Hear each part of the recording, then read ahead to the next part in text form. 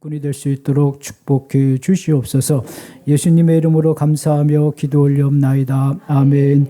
우리 좌우로 보시면서 인사 나누십니다. 하나님의 은혜와 복을 받으시기 바랍니다. 네, 하나님의 은혜와 복을 받으시기 바랍니다. 나의 구원을 그에게 보이리라. 여러분, 하나님께서 구원을 보여주시겠다고 합니다. 하나님의 구원이 애매모호하거나 흐릿하거나 허구나 허상이 아니라 하나님의 구원이 실제로 실상으로 우리에게 보여주시겠다. 얼마나 큰 축복의 말씀입니까? 하나님의 구원이 보여지는 인생사를 그려가는 저와 여러분 되어지기를 주님의 이름으로 희망합니다. 아멘. 기독교 용어 중에서 여러분 가장 아름답고 귀한 용어가 있고 단어가 있다면 무엇이 되겠습니까? 그것은 예수가 될 겁니다. 예수, 그 이름만 들어도 내 마음이 따뜻해지고 숙연해지고 뭔가 하나님 앞에 임재 앞에 나가 무릎을 꿇게 되는 예수 그 이름. 그리고 예수 그 이름만 들어도 예수님을 닮아가고 싶어하는 선한 마음이 우리 안에 샘솟듯 올라오게 됩니다. 120년 전에 선교사님들이 오직 예수 복음을 들고 이 땅에 들어와서 미신과 인습으로 쪄들어서 가난한 이 민족을 다시금 미개한 이 민족을 학교를 세우고 병원을 세우고 가는 곳곳마다 예수 복음을 외쳐대면서 이 민족의 지성의 발달을 가져오게 하셔서 이 나라 이 민족이 지금 세계 열방으로 나아가 많은 선한 영향력을 끼치게 하게끔 하는 징검다리를 놓았던 분들이 바로 우리나라의 초대 선교사님들이었고 또 교회의 그 복음이었습니다. 오직 예수님만 외치며 학교를 세웠고 병원과 가까운 곳곳마다 사람을 살리는 일들을 일으켰습니다. 우리나라 근대사만 보더라도 오직 예수님만이 우리의 구원자 되고 우리의 구원이 되심을 확인할 수가 있습니다. 예수님께서 말씀하셨어요. 나는 길이요 진리요 생명이다. 예수님이 길입니다. 예수님이 가신 그 십자가의 길, 좁은 문, 좁은 길, 그 자신을 더 나은 이웃을 위해서 자신을 내어줬던 그 길. 예수님께서 말씀하셨어요. 내가 길이요 내가 진리다. 예수님이 하늘 보좌를 놔두시고 이 땅에 내려오신 것이 진리입니다. 예수님이 마국간에 오신 것이 진리입니다. 가장 낮은 자리에 오셔서 가장 낮은 인생들을 밑에서부터 들어 올리시는 그 진리. 예수님께서 말씀하셨어요. 내가 생명이라. 예수님은 자신이 죽고 우리를 살리셨어요. 그게 바로 생명이라는 거죠. 그래서 우리가 예수를 따르는 십자가의 길을 걷고 가장 낮은 자리에서 내가 죽고 나라를 살리고 내가 죽고 사회를 살리고 내가 죽고 가정과 교회를 살리는 겁니다. 아멘. 정말 예수의 이름은 정말 놀라고 멋지고 아름다운 일입니다. 예수님은 지금도 하나님 보좌 우편에 앉으셔서 우리를 중보하고 계시고 우리를 변호해 주시고 때가 되면 하늘의 거처를 장만하신 예수님께서 그 하늘의 거처와 함께 우리를 데리러 오신다고 말씀하셨습니다. 여러분 그때 우리 영혼만 달랑 구원받아서 영혼이 둥둥 떠다니는 거 아닙니다. 예수님이 다시 올 때 우리의 인격은 우리의 모질한 인격은 예수님의 인격으로 닮아서 아름다운 인격으로 되어지고 우리의 썩어지는 육체는 예수님의 몸처럼 썩지 않을 육체로 변형이 되어서 우리의 온 인격과 온 몸이 오직 예수님을 닮은 온전한 몸으로 변형되어서 예수님과 함께 영생의 삶을 누리게 됩니다. 어디서? 공중의 허공에 둥둥 떠다니는 것이 아니라 새하늘 새 땅에서. 만물을 창조하시는 하나님께서 새하늘 새 땅 창조 못하시겠습니까? 그 땅에서 우리는 예수님과 함께 살게 됩니다. 그때 예수 이름을 모독하고 짓밟았던 어리석었던 사람들은 후회하며 울부짖으며 살려달라고 할 것입니다. 그래서 여러분 구약 성경 방주의 문이 닫혔을 때 중간에 열린 적이 없습니다. 방주의 문이 한번 닫히면 중간에 열린 적이 없습니다. 요한계시록 1장 7절에 각 사람의 눈이 그를 보겠고 그를 찌른 자들도 볼 것이요 땅에 있는 모든 족속이 그로 말미암아 애곡하리니 그러하리라. 예수님이 다시 오실 때 모든 각속의 족속들이 그를 찌른 자들이 그의 이름을 짓밟았던 자들이 땅에 있는 모든 족속들이 그로 말미암아 예수님으로 말미암아 애곡하리라고 말씀하고 있습니다. 그리고 요한계시록 1장 7절에 마지막에 그러하리라. 그러하리라. 그렇게 되리라 말씀이죠. 그 다음에 기독교 신앙에서 두 번째 좋은 이름이 있다면 무엇입니까? 바로 그것은 예수 다음에 구원입니다. 따라서 하시겠습니다. 예수 구원. 제가 중학교 때 별명이 구원이었습니다. 친구들이 저를 그부들이 구원, 야 구원 10원 줄 테니까 1원만 줘. 이렇게 약 올렸어요. 저는 그 구원이라는 소리가 참 듣기가 거북하고 때로는 싫기도 하고 좀 짜증나기도 했습니다. 근데 지금 와서 보니까 야 얘네들이 나를 내가 하나님의 선택자임을 미리 알고 얘기해 줬구나. 내가 하나님의 섭리 가운데 중학교 때부터 구원이라는 이름을 듣게 되었구나. 참 고마운 친구구나. 우리는 기독교에서는 섭리라고 하지만 가톨릭에서는 팔자라고 합니다. 하나님의 팔자에 내가 구원이 되었구나. 구원이라는 단어는 여러분 엄청난 축복과 약속이 담겨져 있다는 것을 훗날에 알게 되었습니다.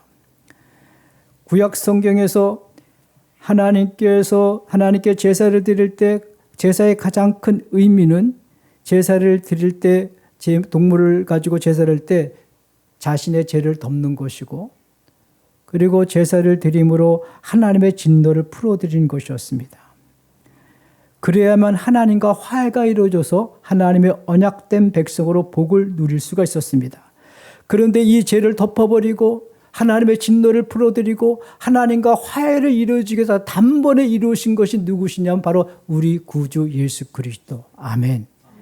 그분은 동물에 필요하지 아니하고 그분은 염소에 필요하지 아니하고 송아지에 필요하지 아니하고 오직 자기의 피로써 영원한 속죄를 이루사 단번에 성소에 들어가셨다고 히브리서 9장 12절에 말씀하고 있습니다. 그래서 예수님께서는 하나님의 진노도 풀어드리고 우리의 죄도 덮어주고 그리고 하나님과 화해를 이루게 하셨습니다. 그래서 예수가 우리의 구원자라는 거죠. 그래서 예수 이름이 주은 거예요. 여러분 이 구원이란 단어 안에는요. 예수 그리스도의 대속, 예수 그리스도의 속죄, 예수 그리스도의 구속, 예수 그리스도로 말미암는 우리의 자유함, 온갖 사망에서 죽음에서 자유, 두려움과 염성과 근심과 걱정과 얽매임에서 자유, 모든 것들 자유함을 주셨습니다. 할렐루야.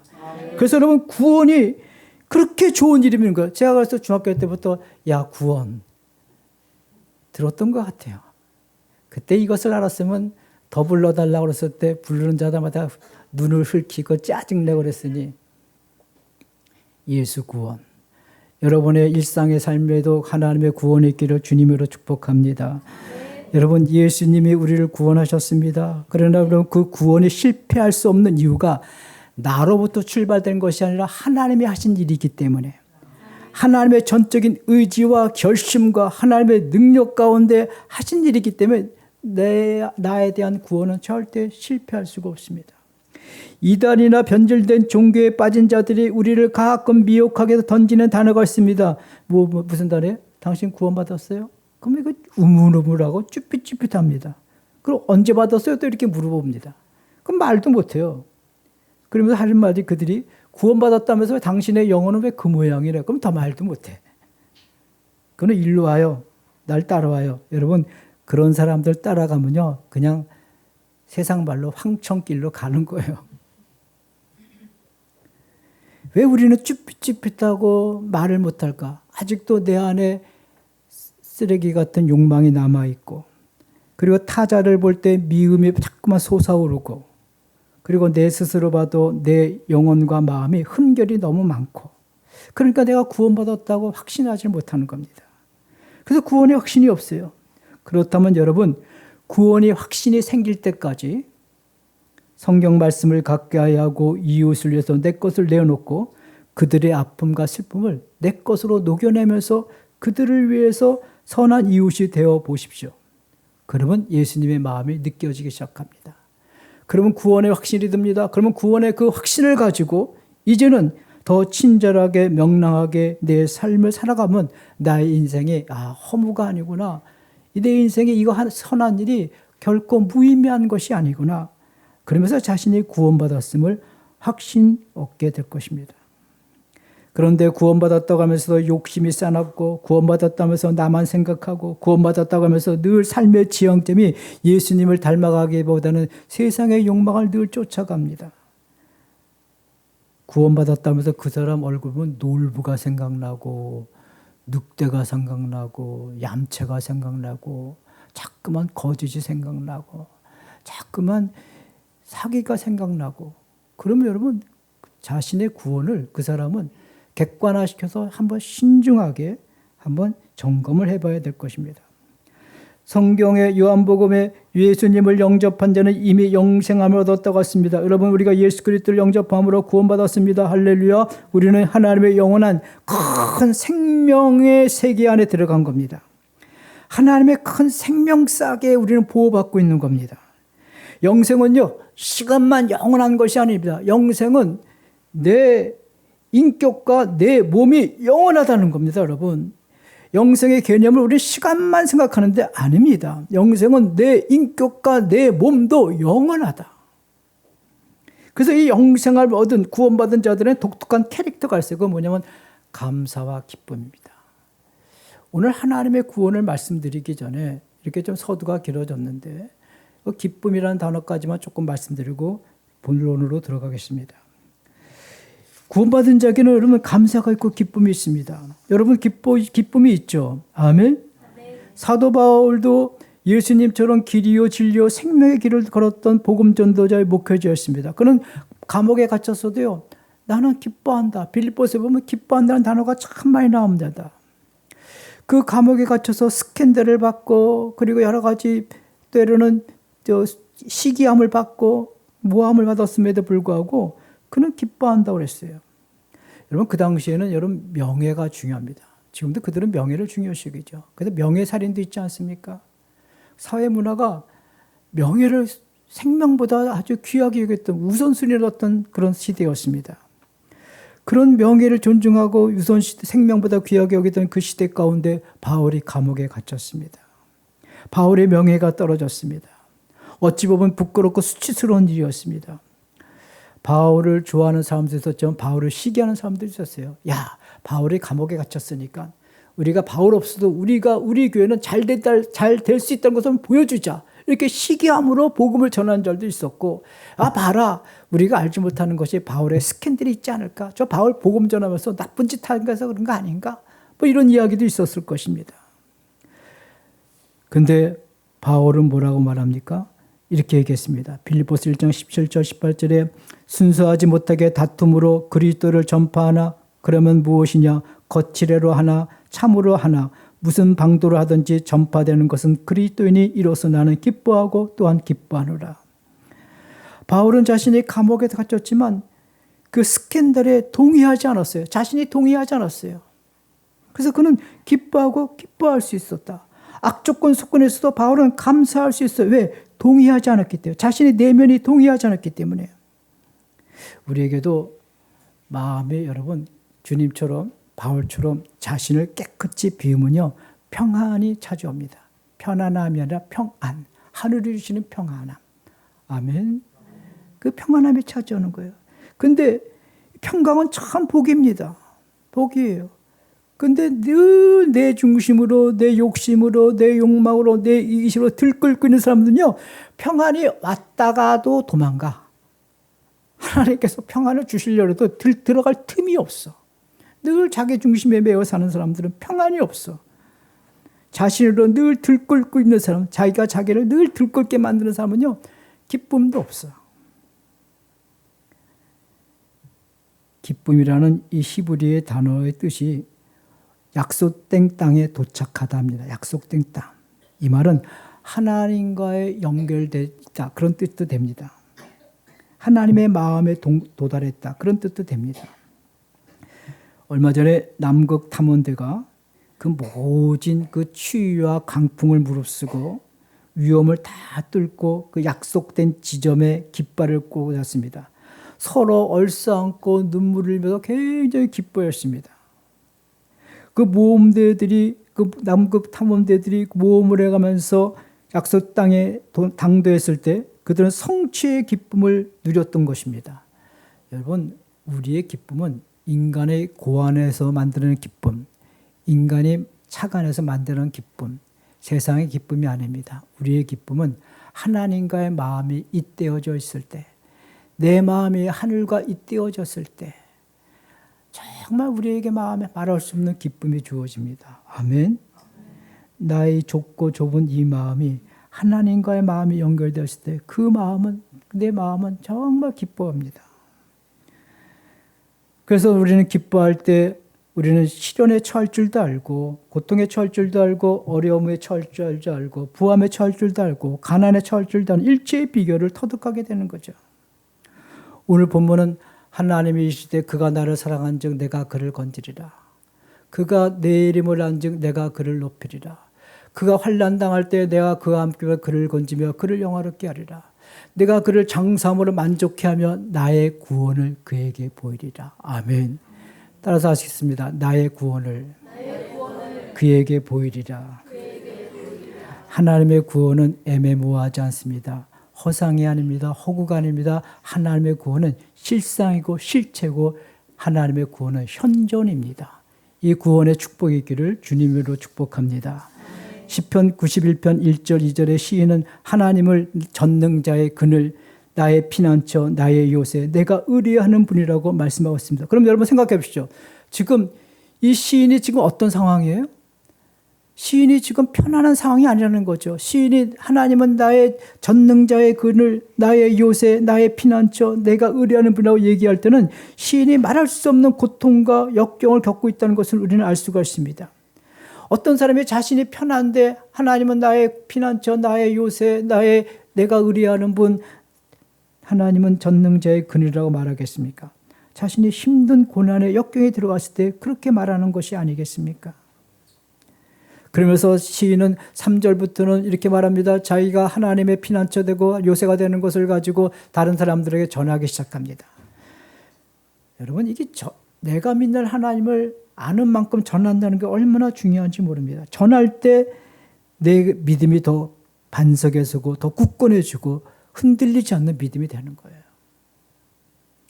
그랬더니 하나님께서 14절에 나의 구원을 그에게 보이리라. 1절에 시편 91편 1절에 전능자의 그늘 아래라고, 전능자의 그늘 아래. 그 가끔 여러분들 시골에 가다 보면 대부분 마을 초입에, 거의 대부분 우리나라는 그렇습니다. 마을 동네 초입에 들어가다 보면 거의 느티나무 안에 큰 나무 같은 것들이 있습니다. 느티나무, 몇백 년 된 수령된 나무. 그리고 반드시 그 밑에는 뭐예요? 평상이 있고 그 밑에는 마을 주민들이 모여서 담소를 나누기도 합니다. 전능자의 그늘, 그 마을 그 느티나무 밑에서 평상 안에서 남정네들이 없을 때는 아낙네들이 와가지고 그 많은 삶의 애환과 슬픔과 그 억울함들을 하소연하면서 이야기하면서 다시 그 자리에서 또 새 힘을 얻고 나갔던 그 평상의 자리. 전능자의 근이라는 것은요, 내가 어려움 당하고 힘든 일 당하고 고통 당하고 고난 당할 때 하나님 앞에 나와서 그 하나님 모든 것을 하소연하고 내 모든 것을 탄원하고 하나님 앞에 아뢰고 기도했다는 것입니다. 여러분, 하나님이 나의 피난처라는 것은 내가 달려가서 피난했다는 것보다도 그만큼 내가 하나님을 내 마음과 내 영혼이 의지한다는 거예요. 뭐라 한다는 거예요? 의지하는 거예요. 절대적으로 하나님을 절대적으로 신뢰하는 것을 나의 피난처라는 겁니다. 우리가 몸으로 피난합니까? 아닙니다. 내 영혼과 내 마음이 하나님은 나의 피난처시기 때문에 그분께 모든 것을 달려가 내 짐을 다 풀어놓고 맡기고 그리고 그분의 처분을 기다리는 거예요. 3절에 보니까 새 사냥꾼의 울무와 밤에 찾아오는 공포와 낮에 나다르는 화살이라고 그랬습니다. 여러분, 우리가 살다 보면요, 정말 밤에 찾아오는 공포도 있습니다. 낮에 날아오는 화살도 있습니다. 예기치 못한 사건과 어려움을 만나서 밤잠을 이루지 못합니다. 무엇보다도 낮에 날아오는 화살, 여러분, 몸에 맞는 화살도 독이 있어 상처가 내지만 그러나 사람들이 혀로 보내는 이 화살, 말로 쏘는 이 화살은요, 내 뼛속 깊이 내려갑니다. 지워지지가 않습니다.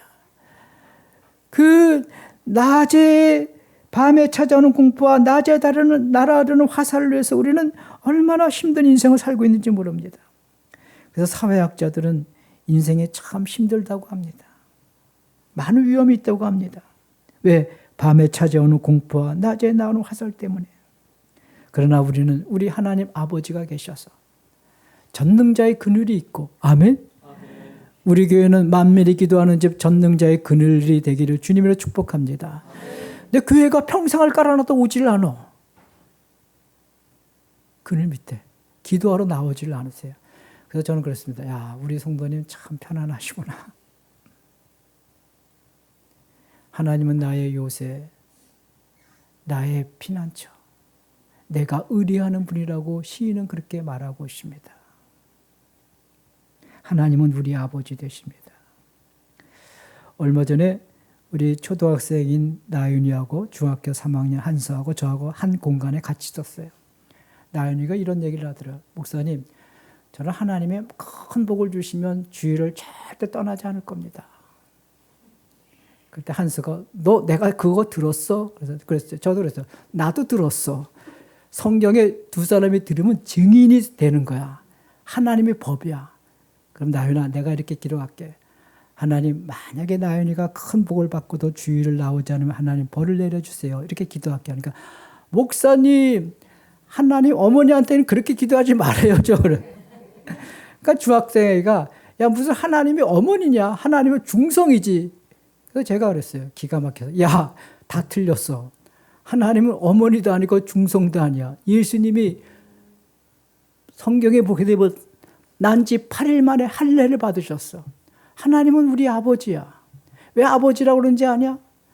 아버지는 그 생명의 씨앗이 되고 생명의 근원이 되고, 아버지는 무엇보다 가정을 돌보고 가정을 세워가기 위해서 수고를 하고 일을 하고 가정에 필요한 것을 공급해주고 무엇보다 자녀를 지키는 분이기 때문에 아버지잖아. 그래서 하나님을 우리가 아버지라고 부르는 거 알겠냐? 하나님 중성 아니다. 하나님 어머니 아니다. 하나님은 다만 모성애적 사랑이 있고 부성애적 사랑이 있는 것뿐이지. 알겠냐? 그러니까 그렇구나. 애들은 참 재미있어요. 여리고성이 왜 무너졌냐? 그러니까 부실공사했으니까 무너졌지. 그 선한 사마리아는 왜 강도 만나는 사람 도와줬냐? 아는 사람이니까 도와줬지. 애들은 참 아주 기상천외한 대답을 합니다. 하나님은 우리의 아버지십니다. 아멘. 그래서 여러분 하나님을 철저히 신뢰하는 거예요. 하나님 앞에 맡기는 거예요. 신앙은 여러분 거래가 아닙니다. 신앙은 신뢰입니다. 신앙은 거래가 아닙니다. 신앙은 맡김입니다.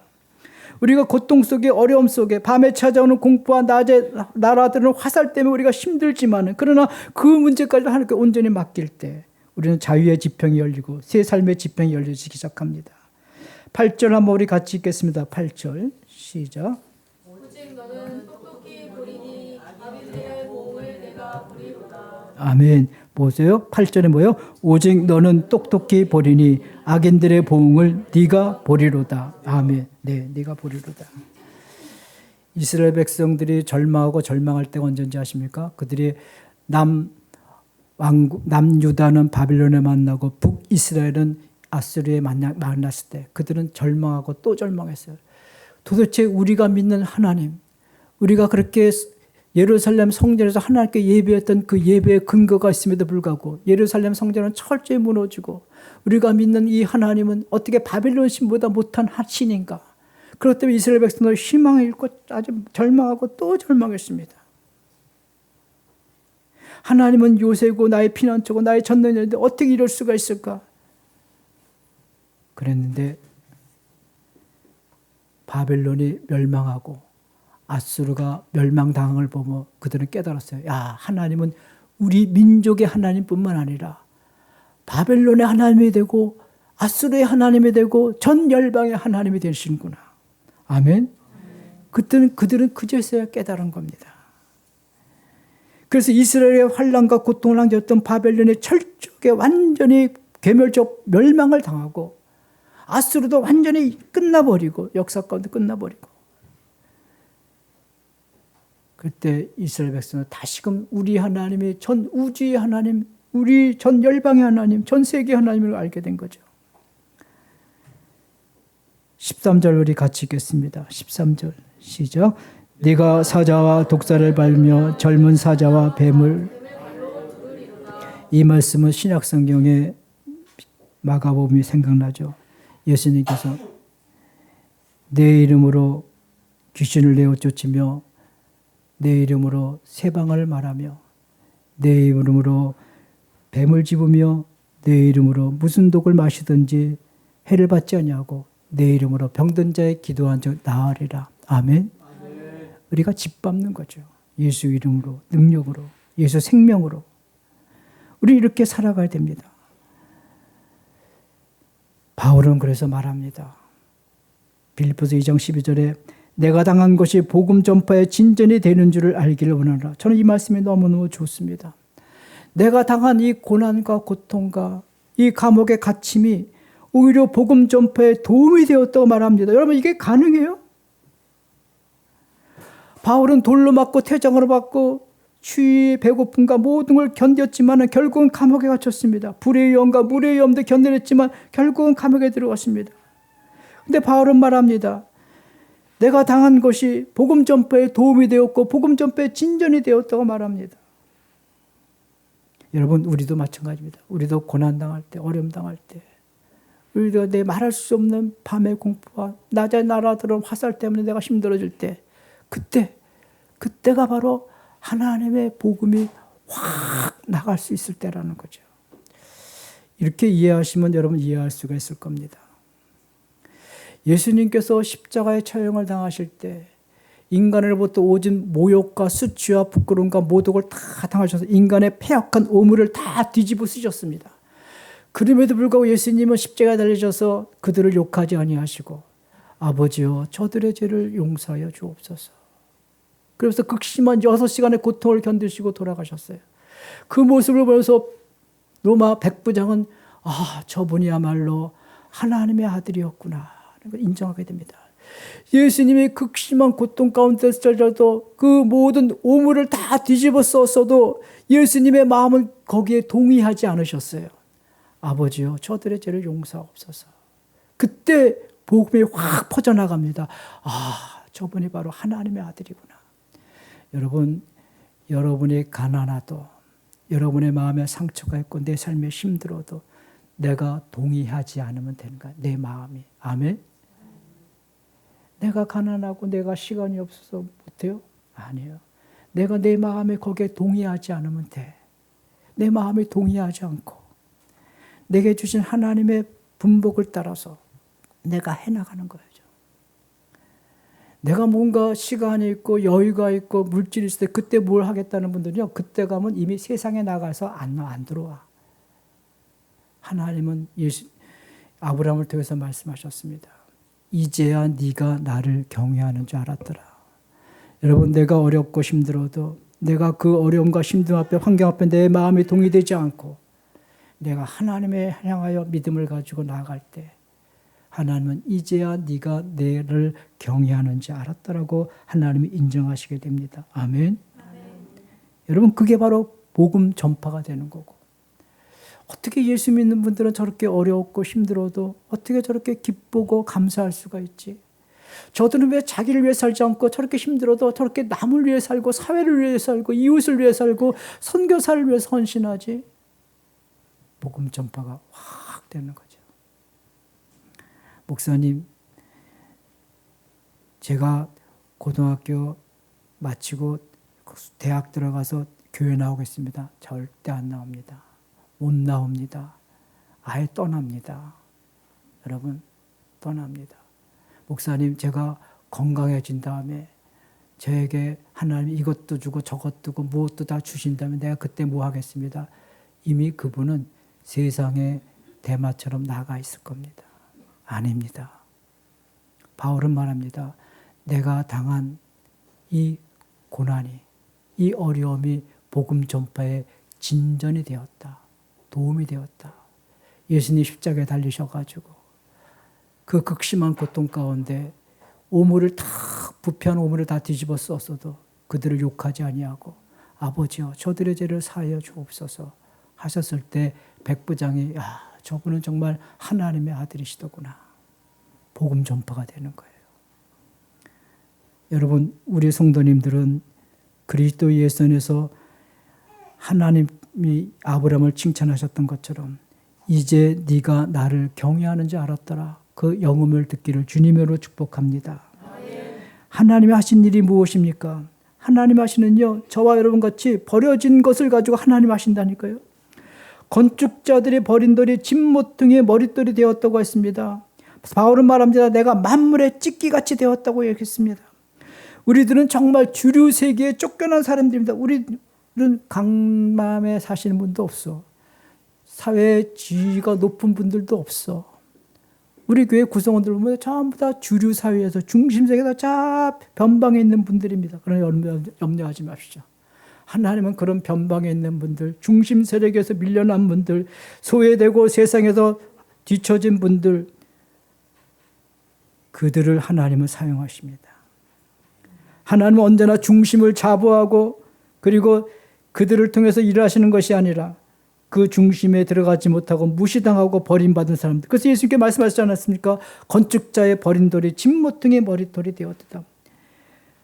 하나님은 그런 분들을 통해서 새로운 머릿돌로 새로운 희망의 물으로 삼아가십니다. 하나님께서 모세를 부르실 때 어디서 부르셨어요? 광야의 떨기나무 가운데 불러. 떨기나무는 그 당시 이스라엘 백성들의 삶을 나타내는 겁니다. 떨기나무 우리 성지순례 가서 봤잖아요. 떨기나무가 아무 쓸모적이 없는 관목같이 못생긴 나무. 그 떨기나무 가운데 불이 붙었는데 가만히 보니까 타지 않고 있어요. 마치 이스라엘 백성들이 바로 왕에서 그 인력의 소모품대처럼 사용되고 있지만 그러나 하나님은 그곳에 임재하니까 그 나무가 없어지지 않고 임재하니까 오직 빛을 발하고 있었더라. 저와 여러분이 이 사회 가운데 중심 주류 가운데 있지 못하다 할지라도 하나님의 임재 가운데 있으면 하나님은 우리를 통해서 빛을 발하는 존재로 세워가신다는 것을 믿으시기 바랍니다. 그러므로 여러분 말씀드리겠습니다. 어떤 상황 가운데서 여러분 내 마음이 동의하지 않기를 바랍니다. 밤에 찾아오는 공포와 낮에 날아오는 화살이 있다 할지라도 어떤 비방과 비난이 있다 할지라도 때로는 내가 내 삶이 우겨쌈을 당하여 힘든 처음에 있다 할지라도 여러분 내 마음이 동의되지 않기를 바랍니다. 잠언서에도 심령이 상한 자는 하나님도 못 일으킨다고 그랬어요. 내 마음이 거기에 동의돼서 마음이 상해 있으면 하나님도 그걸 일으킬 수가 없습니다. 하나님이 이르시되 그가 나를 사랑한즉 내가 그를 건지리라. 그가 내 이름을 한즉 내가 그를 높이리라. 그가 내게 간과하리니 내가 그에게 응답하리라. 그들이 환난 당할 때에 내가 그와 함께며 그를 건지며 그를 영화롭게 하리라. 나의 구원을 그에게 보이리라. 아멘.